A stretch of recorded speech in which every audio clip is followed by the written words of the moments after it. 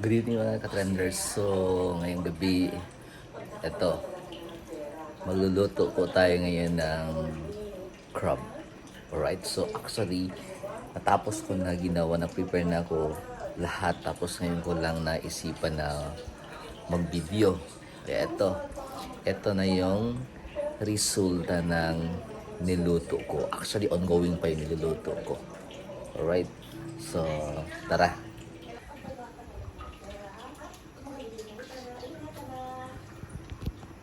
Okay, so eto na yung niluluto kong crabs. Actually, yung preparation dito ay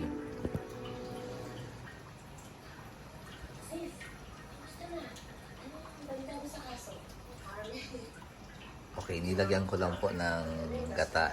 Pero yung first talaga, yung first step ay ginisa ko muna yung crabs. And then, nilagyan ko ng luya, sibulyon, yun, onion, ahos. And then, naglagay din ako ng paminta. Alright, then, after mga 30 minutes, okay, mga 30 minutes, and after that, nilagyan ko na ng gata.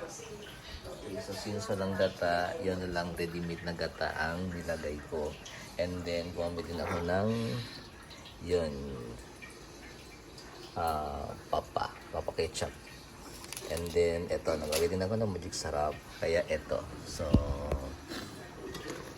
okay, tingnan natin kung kumusta yung lasa. Sana okay lang yung lasa. Sarap. Shout out pala doon sa nagbigyan ng crab, si Jason. Jason, thank you. Okay.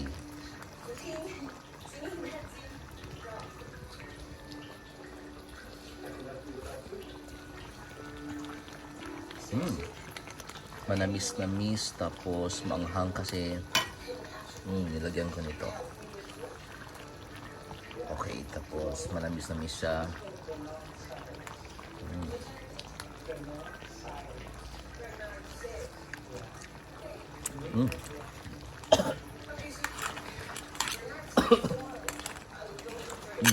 Maanghang siya. Pero masarap. Wow. Sarap nito guys. Actually guys, mahilig talaga ako magluto. Pero kailangan kumpleto yung mga ingredients. Kasi tinatamad kasi ako magluto kapag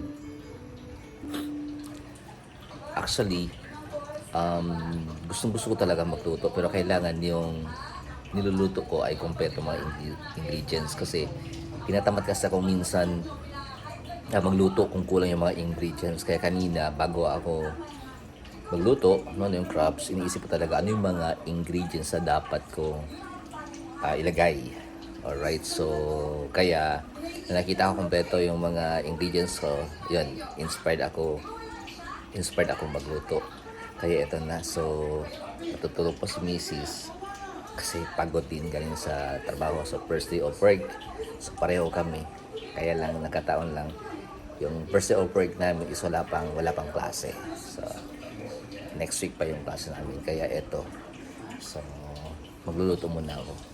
So mahilig talaga ako magluto, ewan ko lang, kasi dati ayoko talaga lumapit sa kusina. Gusto ko yung ako lang yung napipinans ng mga pagkain. So sila na yung usually yung sisters ko or nanay ko ang nagluluto, yung mga kapatid ko nagluluto. Alright, so but lately yung may asawa na ako, yun, doon ako nag-umpisa na kailangan pala matuto tayong magluto in our own little way. At least ito yung mga talent na mayroon tayo na hindi pa talaga na-discover. So it's a matter of kailangan mo na lang hanapin yung sarili mo kung saan talaga, ano ba talaga yung passion, ano ba talaga yung gustong-gusto mong gawin. Okay, so tingnan natin ulit yung niluluto natin.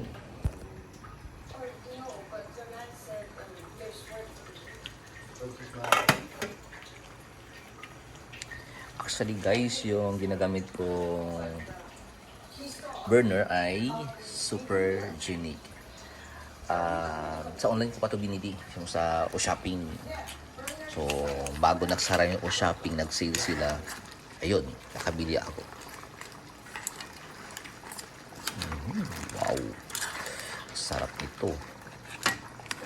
So, hindi muna ako magda-diet ngayon kasi nag-gyman lang ako kasi tumataba na ako. So, ngayon hindi muna ako magda-diet. Trip ko ngayon kumain ng marami.